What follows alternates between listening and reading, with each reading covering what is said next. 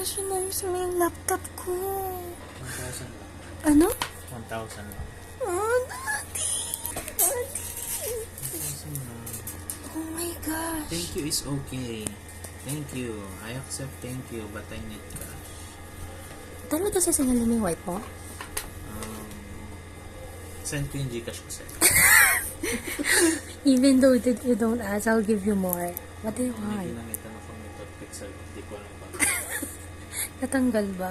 Oh my gosh, namiss mo yung laptop ko. Oh, gosh. Alam nyo, laking tipid talaga pag ang asawa nyo IT. Di ba? Tamad. Tamad na eh. Matagal na pala dapat to. Tamad. Oh my gosh, ang laking tipid. Lahat ng kailangan ko, okay na. O, yung mga gusto magpagawa dyan.